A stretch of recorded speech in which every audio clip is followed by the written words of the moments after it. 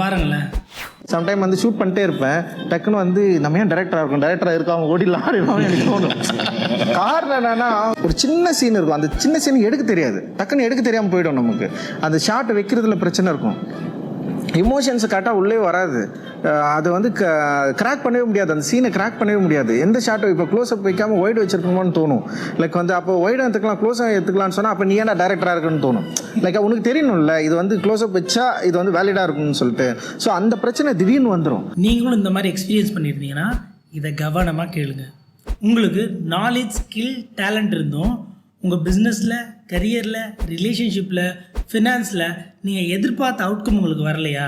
நாம் உருப்படலாம்னு நினச்சி ஒரு ஆக்ஷன் எடுக்கும் பொழுது நமக்கு உள்ளே இருந்து நான் தோத்துட்டேன்னா, என்னை ரிஜெக்ட் பண்ணிட்டாங்கன்னா, இருக்கிறதும் கையை விட்டு போயிடுச்சுன்னா, I am too young to start this, I am too old to start this, என்கிட்ட நாலேஜ் இல்லை, ஸ்கில் இல்லை, டேலண்ட் இல்லை, கம்ப்யூட்டர் இல்லை, கேமரா இல்லை, இந்த கார், பைக், வீடோட இஎம்ஐ முடிஞ்சிடட்டும் அதுக்கப்புறம் ஸ்டார்ட் பண்ணுறேன், இது சரியான நேரம் இல்லைன்னு சொல்லிட்டு உங்கள் கனவுகள்லாம் கனவாகவே போயிடுது.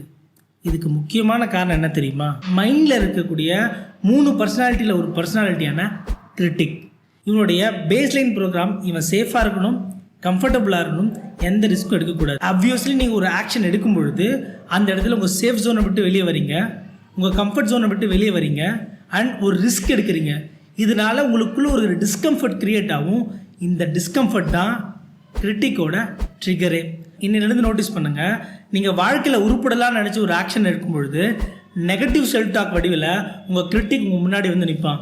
அப்போ அவனை பார்த்து சொல்லுங்கள், யாரெல்லாம் டிஸ்கம்ஃபர்டபுளாக இருக்கிறதுல கம்ஃபர்டபுள் ஆனாங்களோ அவங்கெல்லாம் ஜெயித்தாங்க, நான் ஜெயிக்க பிறந்தவன், நான் சாதிக்க பிறந்தவன். அப்புறம் என்ன, ரொம்ப நாளாக ப்ரொகாஸ்டினேட் பண்ண அந்த வேலையை இப்போ ஸ்டார்ட் பண்ணுங்கள்.